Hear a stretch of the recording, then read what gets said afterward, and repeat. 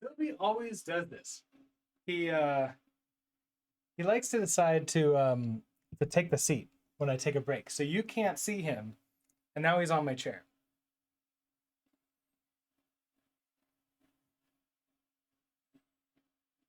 So I guess that means I'm switching to standing mode.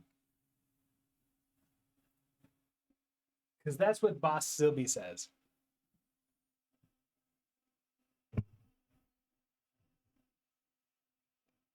All right. Oh, that didn't work. All right. What do I need to do to fix you? Oh, I need to do more than that.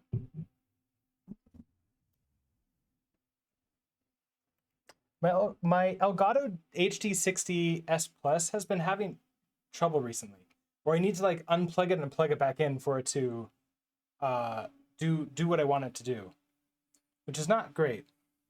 All right, let's switch to standing mode.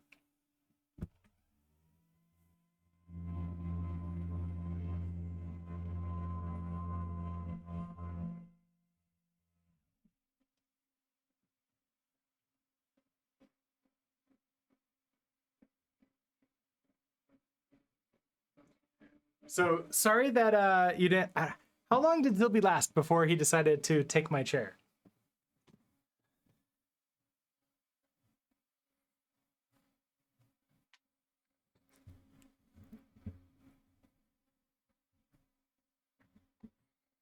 All right, so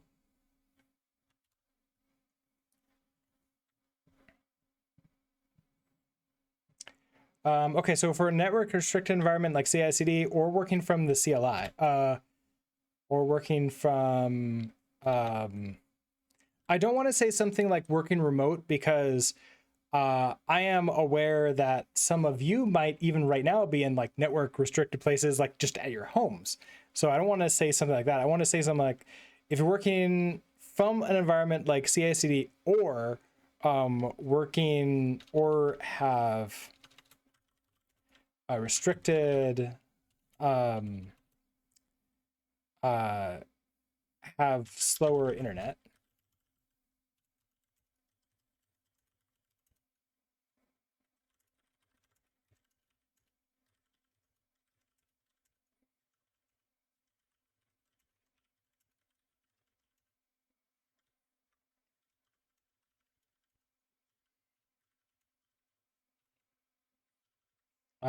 Okay, so we can do this with a different base, um, a different base Linux distro, like Alpine.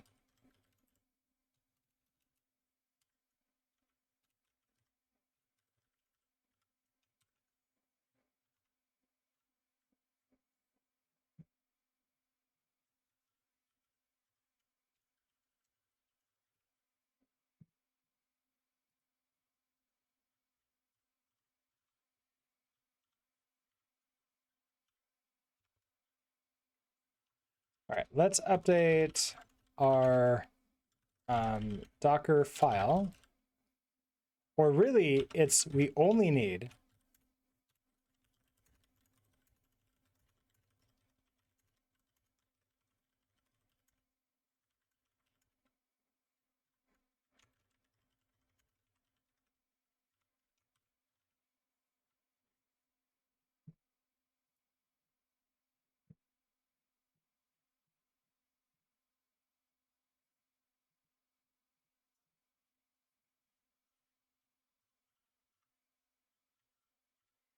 we only need to update our Docker file for the Express CRUD project to take advantage of these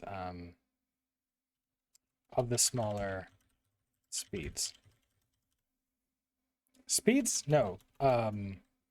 Image sizes. Of maybe of Alpine. How about that?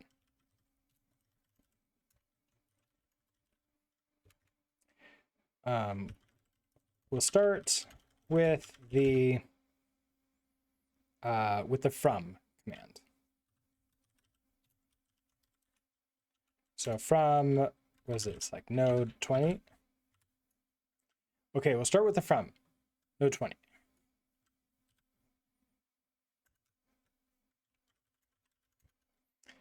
We can take a look at all the possible tags.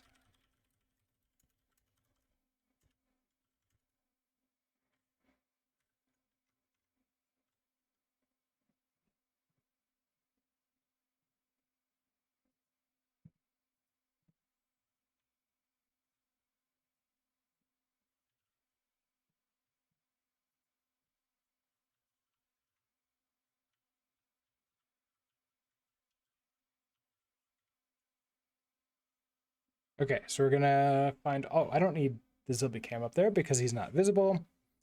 Okay, so we'll start from here. We can take a look at all possible tags available to us at hub.docker.com, node tags.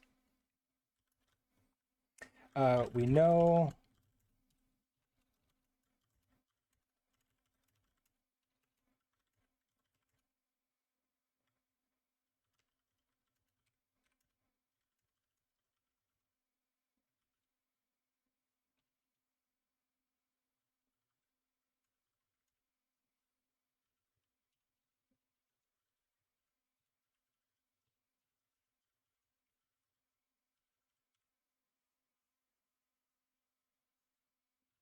okay, so if we find, so we can filter 20 Alpine.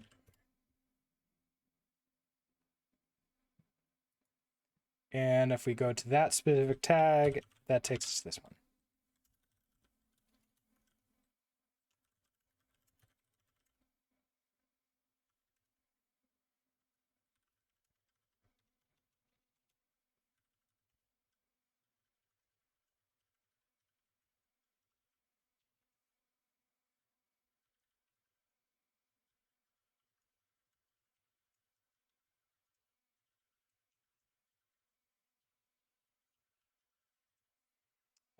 Here is the, I guess this is the specific, yeah, here's the image link. So I guess this one is fine.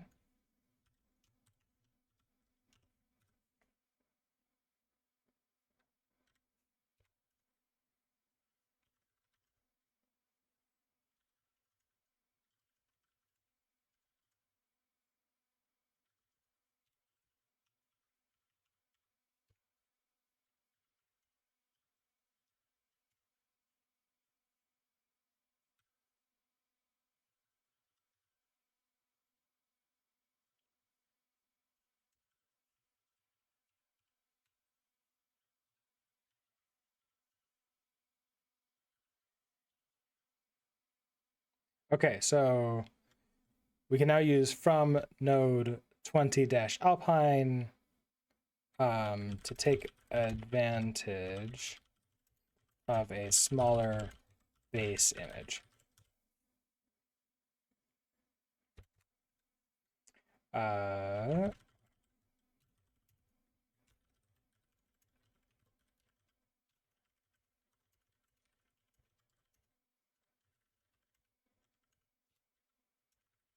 Okay, so Alpine requires us to make two changes to the Docker file.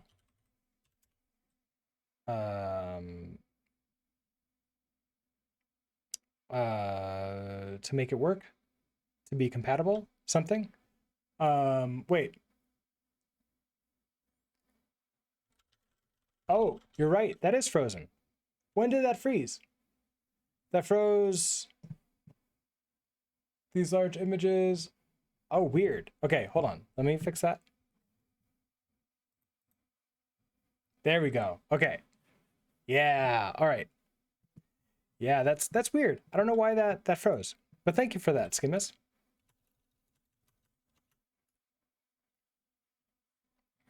Okay, so however, Alpine requires us to make two changes to the Docker file in order to be compatible. Or maybe, oh, there's only...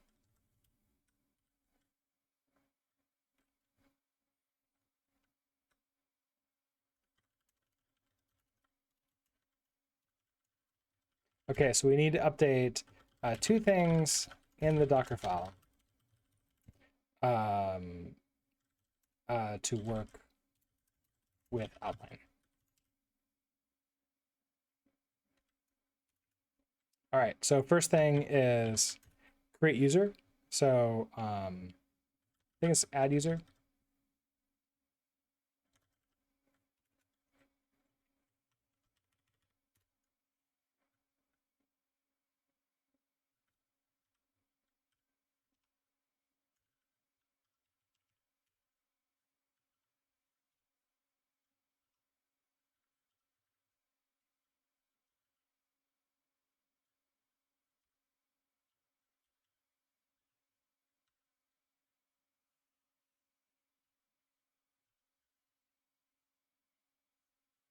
Okay, so this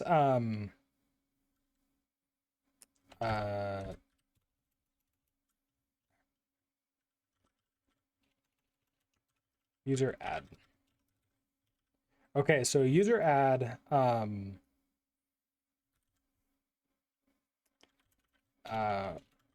works great in Ubuntu, but isn't a command available in Alpine.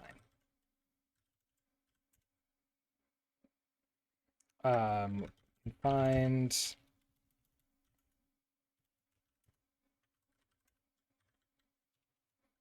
a quick Google search showed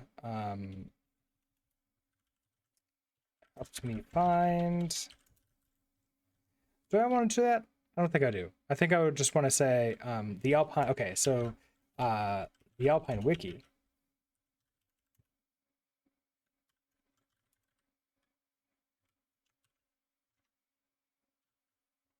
And that is somewhere around here. I think this was it, right? So I want to go back.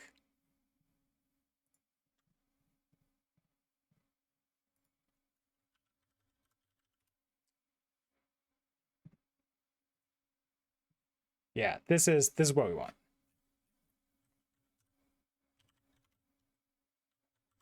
Okay, so the Alpine wiki has a page for the add user command, which is available.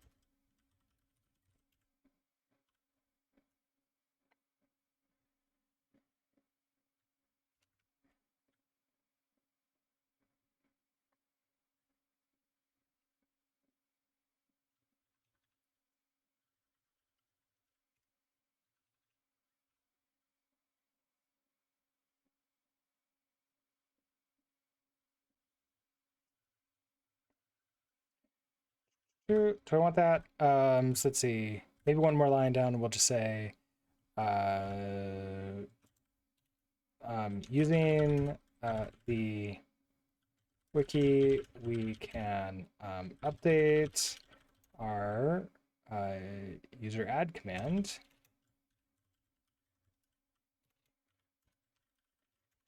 to, and then will be this one.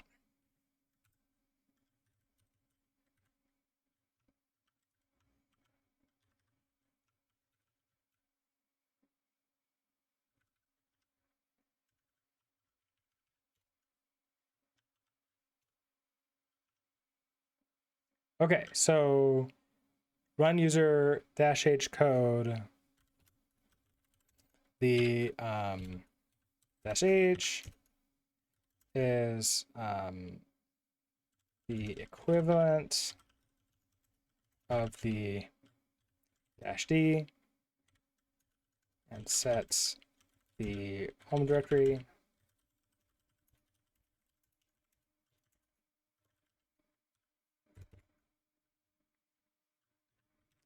So -d and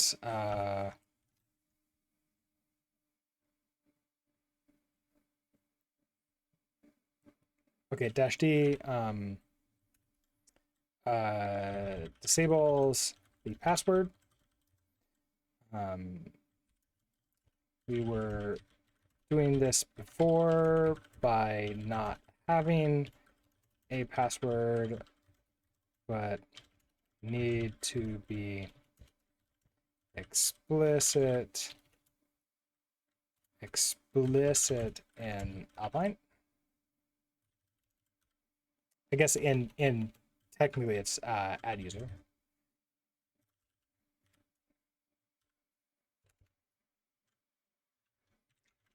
sh doesn't create the home directory, which is what we want, since we haven't since we already created it for it. Since we already created it. Okay, so that's user add. And then the next one is the health check. Curl curl isn't available to us.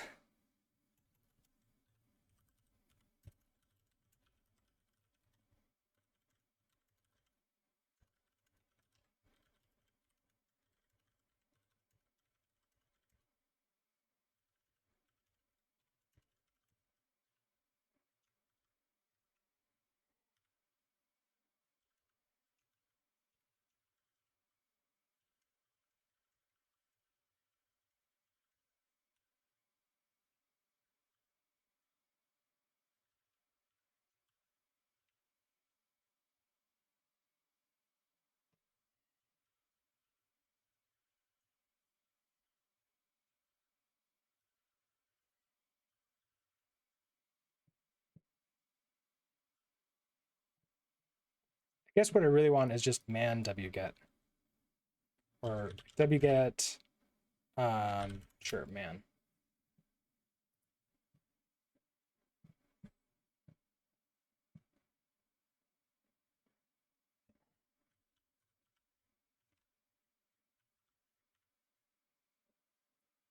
Okay, so curl isn't available to us in Alpine, so we'll have to use a new, we'll have to set a new command. However, we do have access to wget.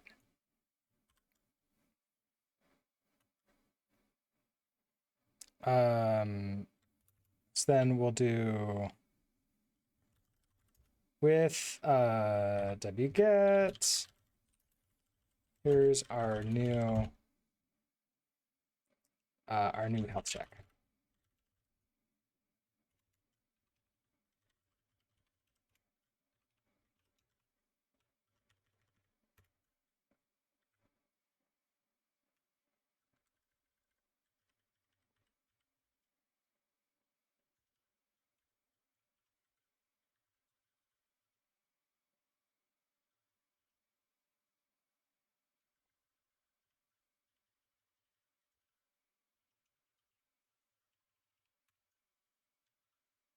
Okay, so we get that. Not gonna have you there.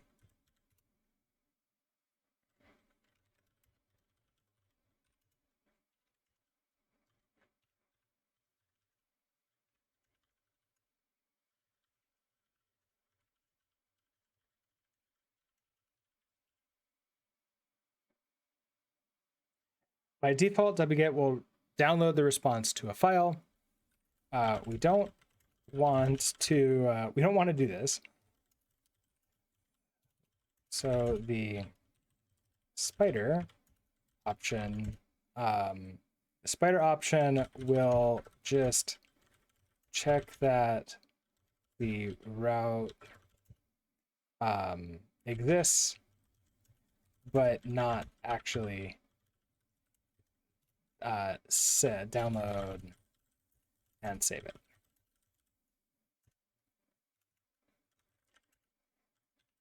The queue command will make wget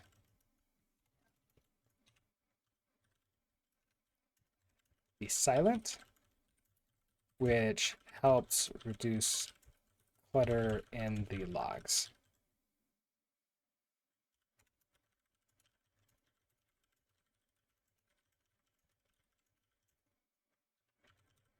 Okay, and the rest is the same as curl. Rugmat, hello. How you doing today?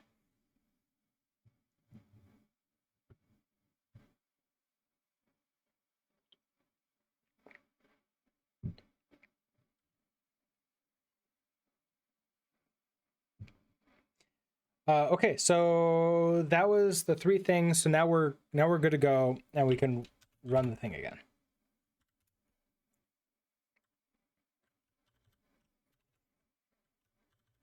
So let's run. Let's rebuild. Let's let's rebuild. We'll rebuild our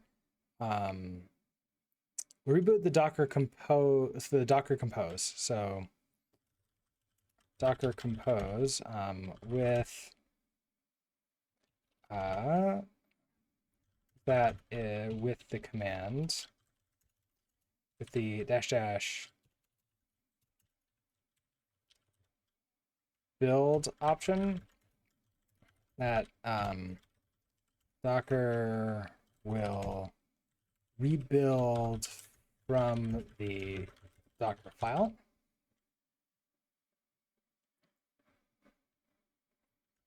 And accept the from the Docker files.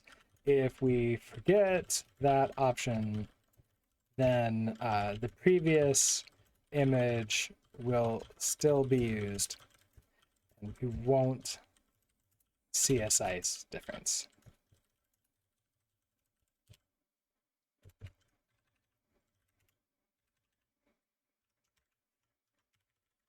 Okay, so we do this, exit out, we're going to do Docker compose down.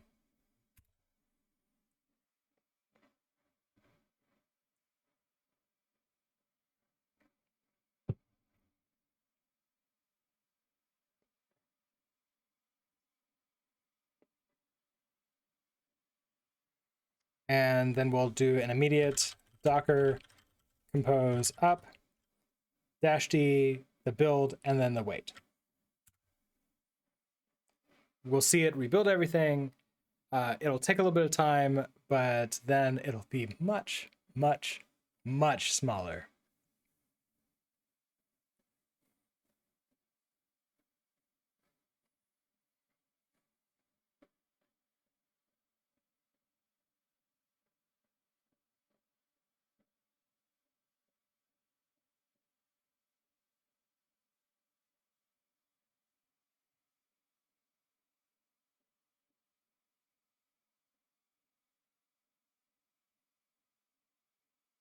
Okay, so we got that. Let's run you. So actually, I want to start from here, don't I?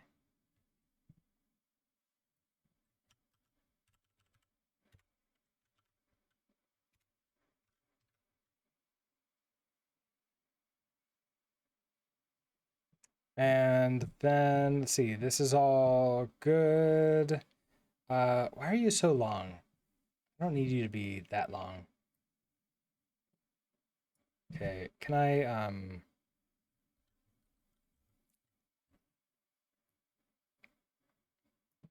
search for, I want to search that, search for,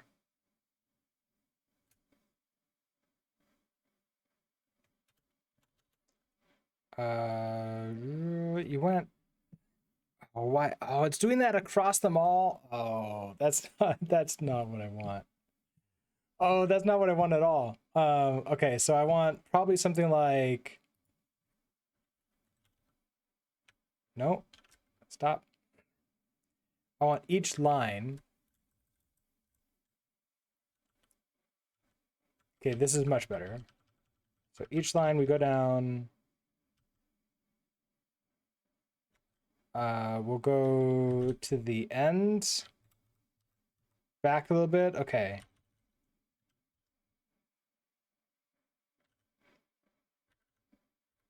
There. So this works. So if I come to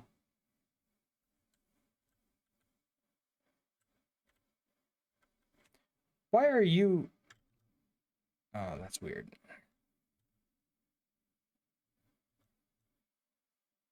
Okay, that's much better though.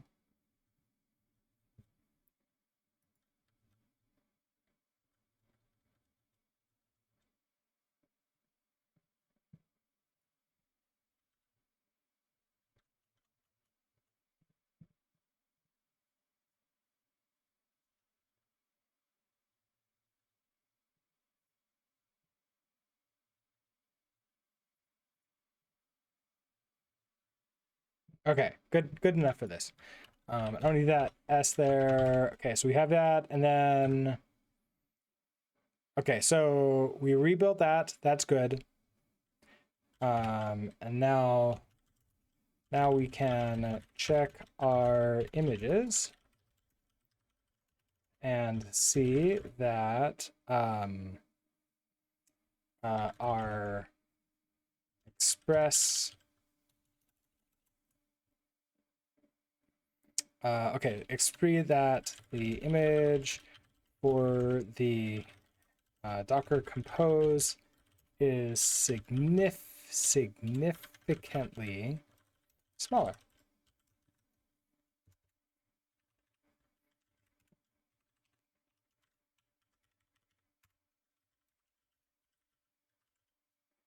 Oh, right. I remember what I could do to make this better. I just create a new window over here. We're going to maybe size it to like there or so. I do Docker images. Oh, of course, this doesn't take up all the room it possibly could take anyway, so I don't even need to do that.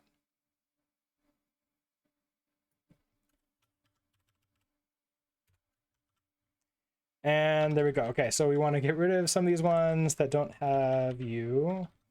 I don't want the dive or the express grad. I don't want any of you. I don't want you. Right there. Now we can see. Now we can see this. Wait, did I miss a line? Oh god. Yeah, that would drive some people crazy. Actually, I have no idea if this is gonna look the way it's supposed to look inside of Markdown. It might not. It might just be whatever. It'll be funny. But yeah, thank you for that. Okay, so here we go. We went from 1 point. So let's do bold for this. 1.11 gigabytes for the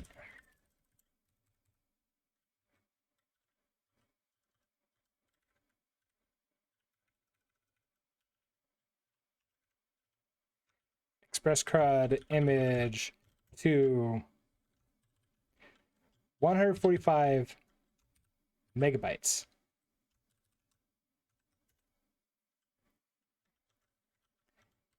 That's a significant difference.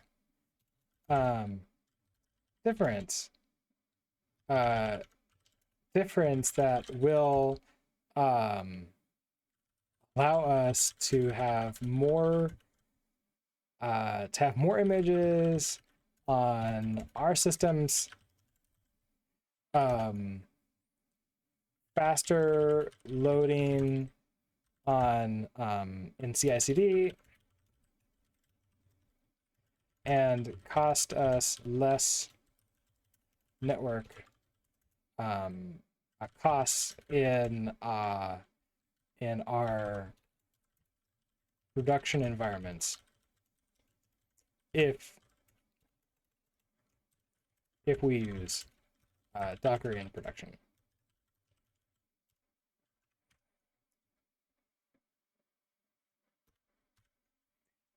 Generally speaking, I don't think in English we end sentences with semicolons. That would be interesting though. We should probably like try to push that as like a new thing to do.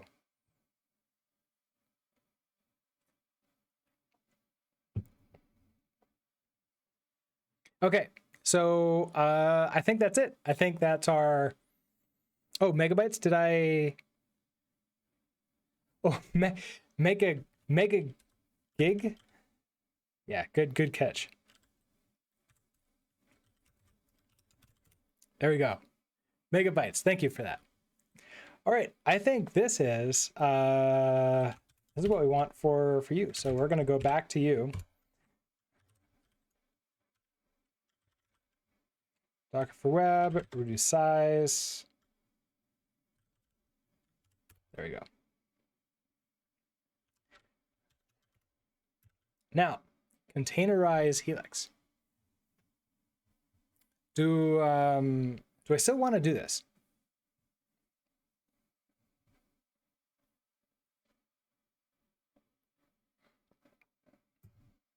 I mean, I kind of want to try.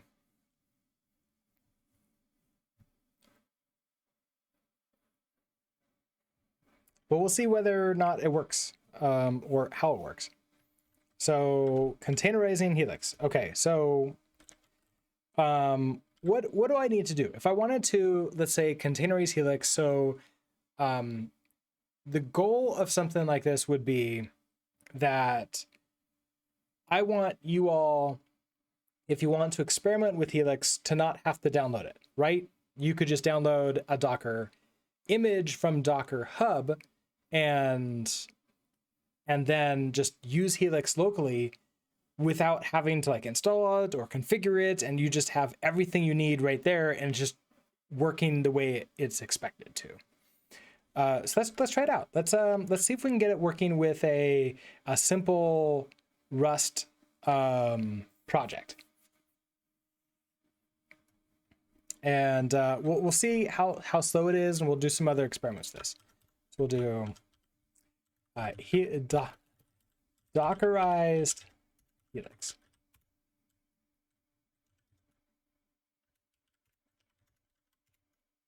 So first of all, for this, we're gonna have to create a new project for it.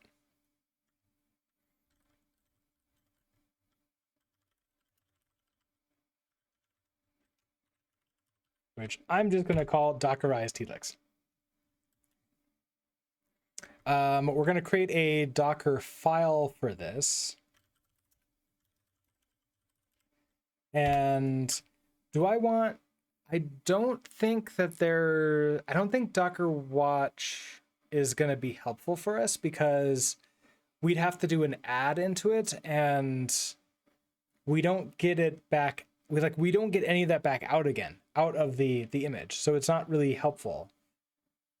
So we'll have to use the good old normal volumes, which means just a single Docker file, and that's it. Okay, so if we do, we'll bootstrap this with Helix, obviously. Chad, hello. How are you doing today? And thank you so much for the subscription. 34 months. Oh, that's so long. Thank you for subscribing for so long. How are you doing today?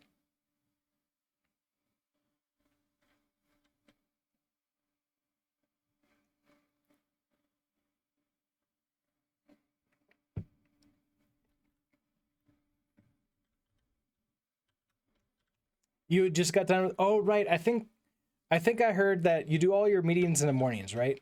And then you're free in the afternoons, which is always really nice. Oh, right. I don't have Helix. Oh, Helix here doesn't have any of the niceties. All right. Well, since I have an LSP, we'll just use this. Oh, I'm not. Oh, that's the other reason. I want to open up Dockerfile. Maybe you'll work. I'm not getting any help with this, but this is good. Am I recording this for a course? Sort of. These are all articles that we're reading right now, so we don't have any visual components to it yet. I'll probably, after we go through and we write all the articles, then we'll reread them, make sure that they're all what we want them to, and then record videos for them. And then upload the course to the LSP, figure out a price for it, and mark it for sale. So yes.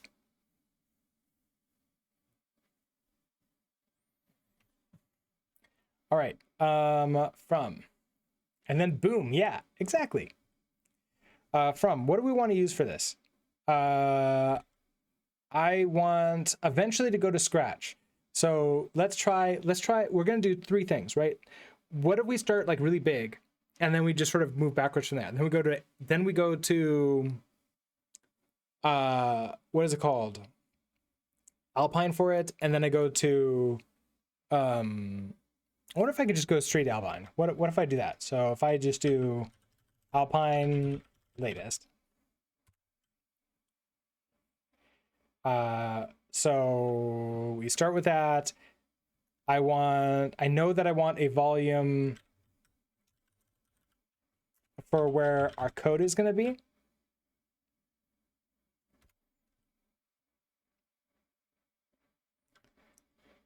And then besides this, don't think I have anything that I really care to. We could, because we know we're testing things out, I'm going to have my command just be slash bin bash, which I think Alpine has. So if we do this over here, I should be able to do a docker build t. We're going to call this Berserker Helix. Sure, this will just be latest for right now. And stop.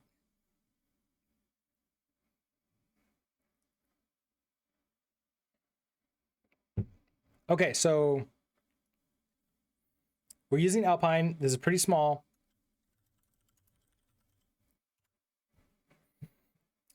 We are, where is this? A Berserker Helix, 7.73 megabytes. That's pretty small.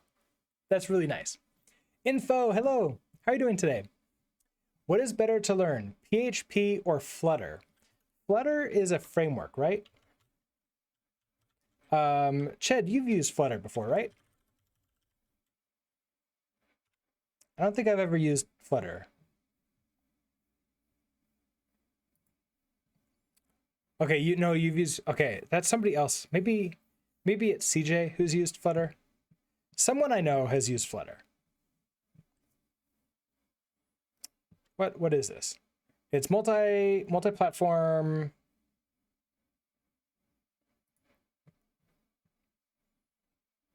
Like, it's not a language, right? It's I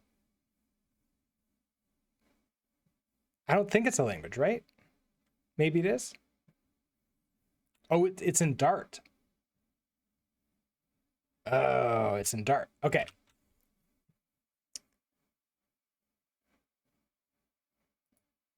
It'd be nice if they tell us what's going on with this. Sure, let's say here. I'm on Mac. Desktop. Come on.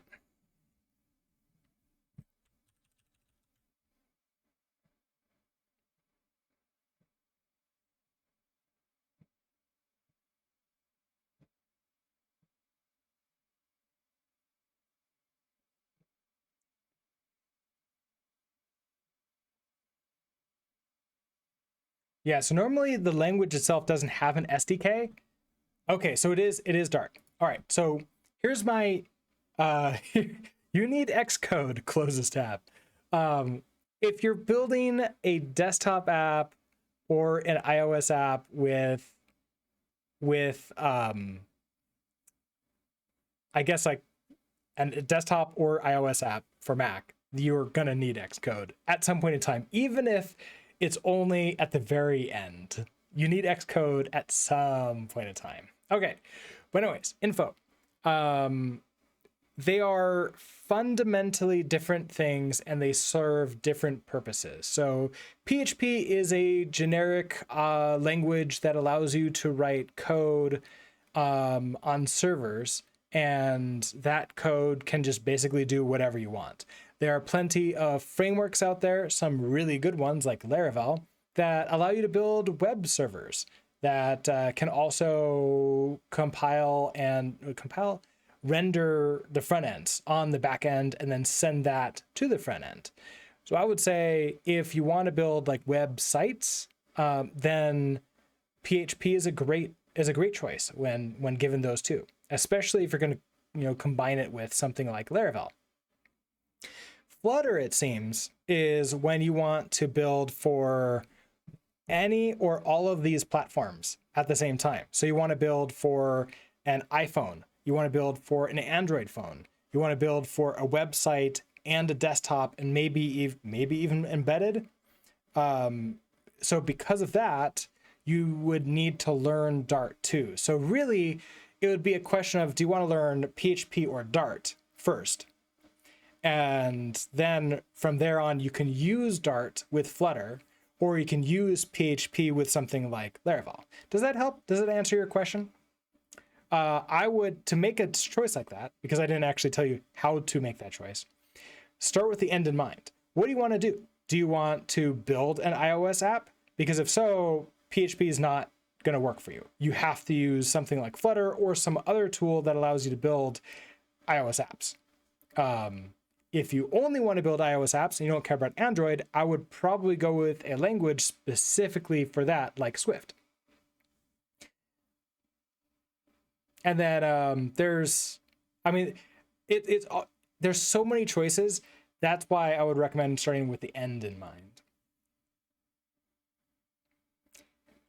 Does that help? Spam, hello. How are you doing today? They're all good fun to play with. Yeah, everything is good fun to play with. You want a Docker for ML engineers stream, please? Tell me what would Docker for ML engineers look like? Because I'm not an ML engineer. We did a little bit of genetic algorithms stuff. I just don't know anything about ML engineering. It's just the same thing, just change the name. Oh, okay. Sure, then there you go. It's Docker for ML engineers. Okay, if you have any other questions, please feel free to ask, and we'll do our best to answer.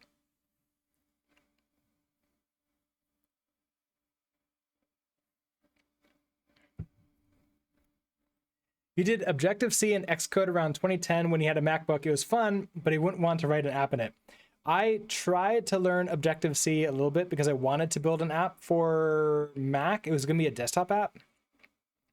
And I got a book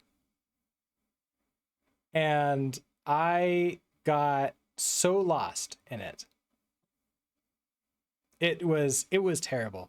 Like I don't think that a lot of the coding books, especially for Objective-C, are very good because they all assumed that I already knew how to do stuff. And like I was looking for how to like do things in Xcode, and I'm such a old school programmer. The visual coding aspect of Xcode was breaking my brain. And literally none of the tutorials was assuming that that's where I was going to have trouble.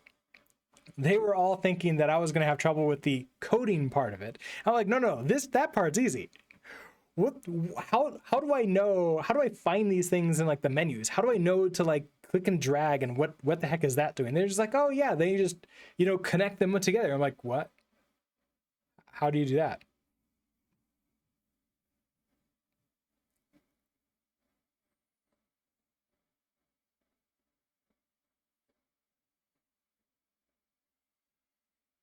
Oh, okay. So Jupyter Notebook. Wait, I missed something. Maybe I missed something.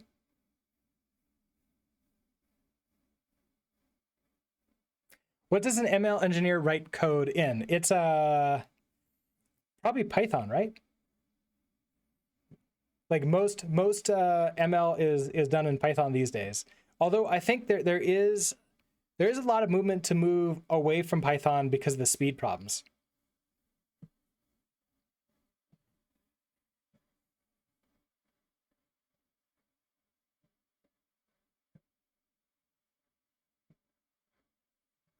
Sidewinder, hello.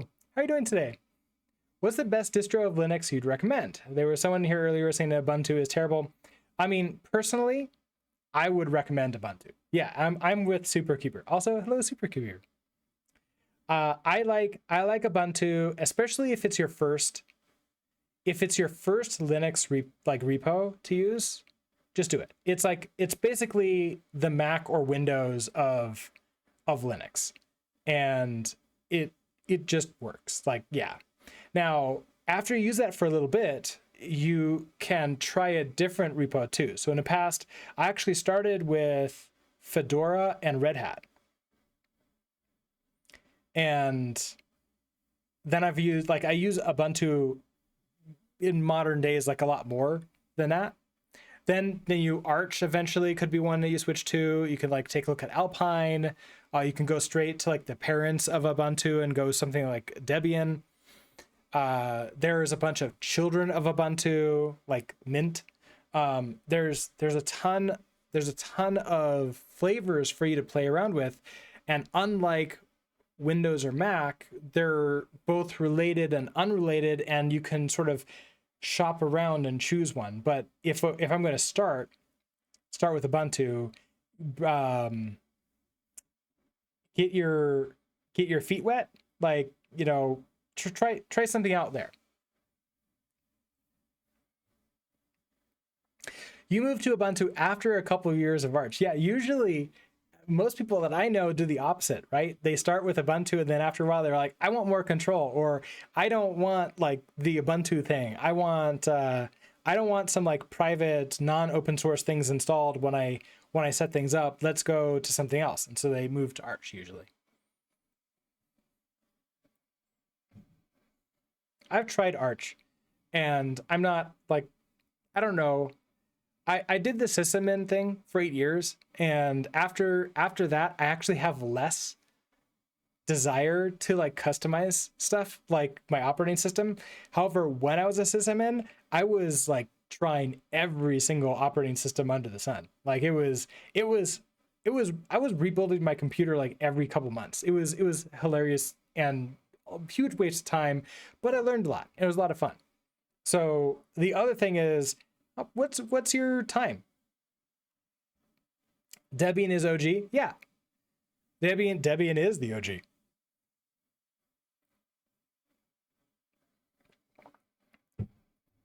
The general idea though is that you have to ask like what your goal is. Like why do you want Linux? If you just want Linux because it's not Mac or Windows, then just do Ubuntu. Debian versus Ubuntu. Think of it this way. Debian is like the base here. So like if it's this foundation base, Ubuntu sits on top of it, and basically Ubuntu is Debian with some extra stuff added on. That's it. They've customized Debian, and that's what Ubuntu is. You want Linux because it's Linux. So in that case, just go with it. Is it your first Linux? Or have you done Linux before?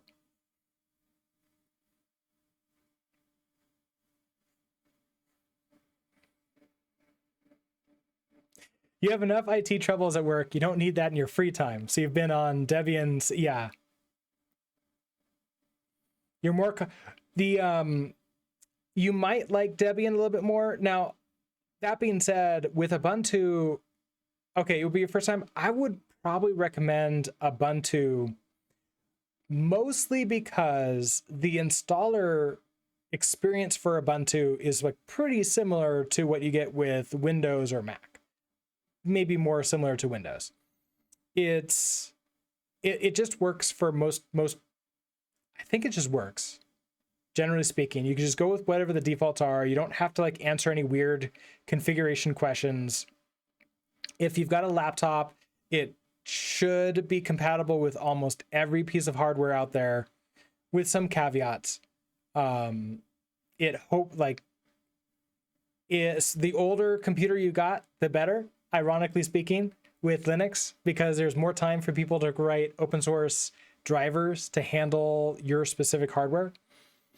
And let's see, after that, you can pretty easily do everything in Ubuntu via the command line that you can do in a GUI.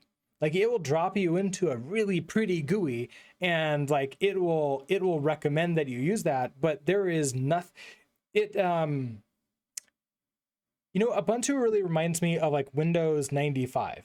Windows 95 was the last Windows version that you could do everything through the command line that or actually it was like the all the Windows was just doing command line stuff behind the scenes. That's kind of what it was. And that's what Ubuntu is doing too. It's like all the GUI stuff is just doing command line stuff behind the scenes. Okay, you're gonna get a MacBook and run Linux. So the problem with that is MacBook hardware is harder for Linux to run on. And I don't remember, I remember that there was a specific version of Linux that was like really good at making sure it ran with Mac. And I don't remember what that is anymore.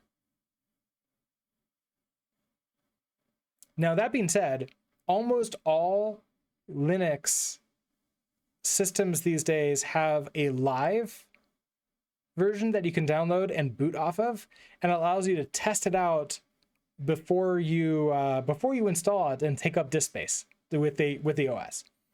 So just boot into it and see if it runs and see if it works. Oh, is it Asahi Linux? That sounds familiar.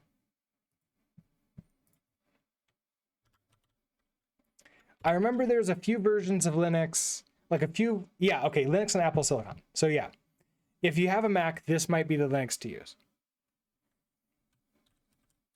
I've never used this before, so I don't know. And I'm perfectly happy with there's just Mac. So I don't really have any desire to run this. That being said, with every like Raspberry Pi, with every like smaller computer that's not a Mac, I either like my big computer, I have Windows on it because I just do gaming and also just OBS and some other stuff, and it just tends to work a little bit better on Windows. For everything else, it's usually Ubuntu on like just standard hardware. Does that help, Signwider? I hope that helps.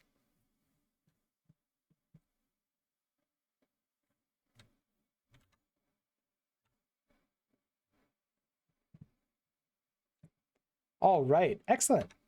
That's good to hear. All right, we're working with this. We have man, another hour already. Ad break is about to start in about 3.5 minutes or so. I'll probably just work through this one. Philby is still on my chair, although he's moved around a few different times.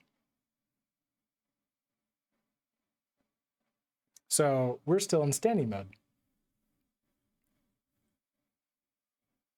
Yeah, let us know how it goes. We'll be like, it's always interesting to see somebody like who's new to Linux go with that. I remember like a few students have tried it in the past, and I've always recommended Ubuntu. Some of them ended up going with something like Mint, which is also just Ubuntu with, you know, a little bit different like flavors.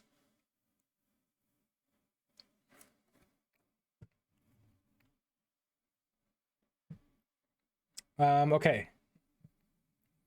So we had this is great. Okay, so right, we're starting with you. Now, if I do a Docker run, we want IT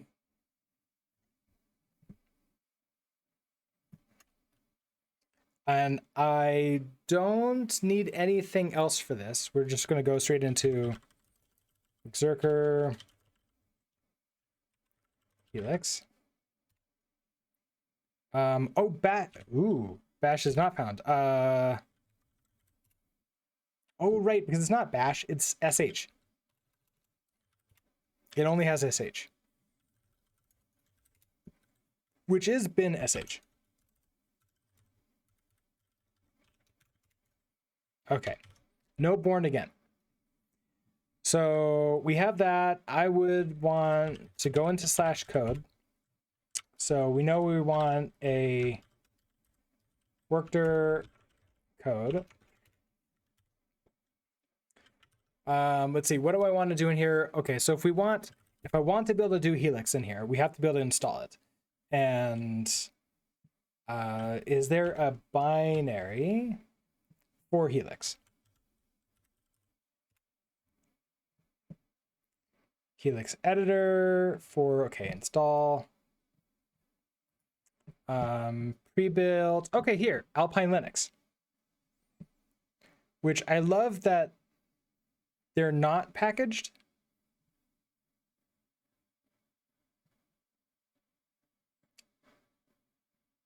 I don't think I have Edge. I think we have, I would guess we have this.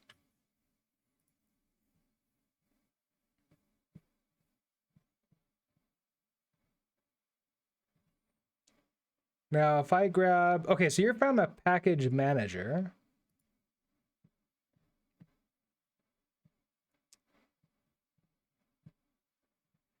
For Alpine, what's the package manager? I don't.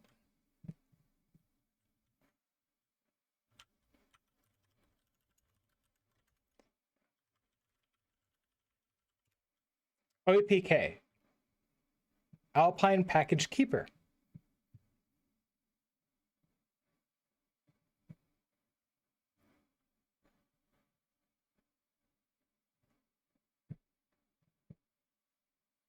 Okay, so APK tools supports following. So we're going to add new packages or upgrade to the running system. Okay, so I want to add.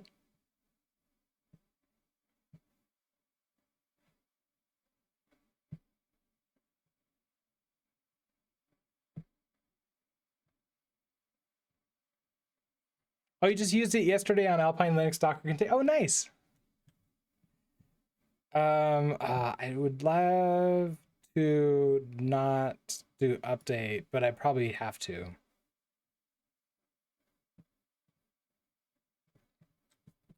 Okay, so we're gonna do APK update.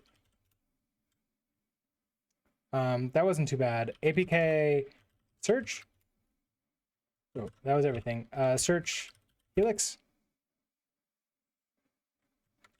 Is it like info? Yeah, okay, so that's the Helix that I want. So if I do APK install Helix, no, I have to do, oh, install is not, oh, it's add. APK add Helix. Okay, so that adds the thing that I want. That's good. Oh, ad break just started.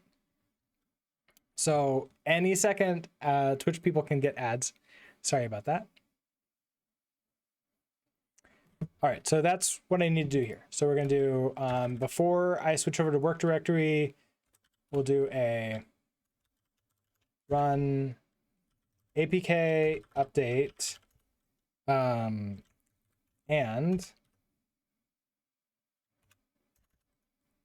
if you're successful, we're gonna do APK add Helix. And then if I want to clean up,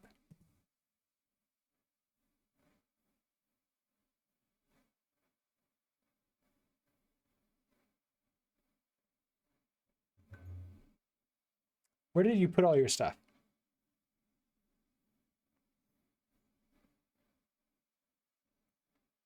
Okay, so we have local cache.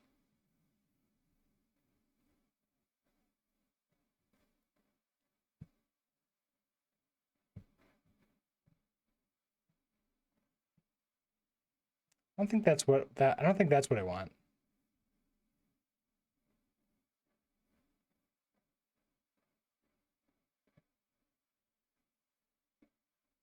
I mean, maybe I don't care that much. It didn't look like it added that much for us. And it was pretty small. So maybe I'll just be fine.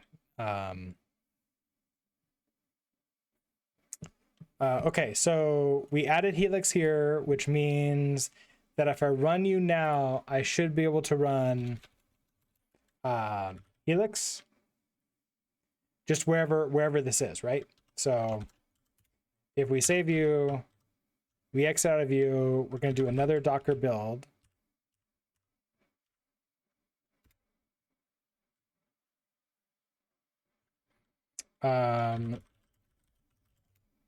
We were at like 7.5 or so. We are now at 18. So we added like 10 megabytes or so, which is not, I mean, it's not terrible. It's still pretty small.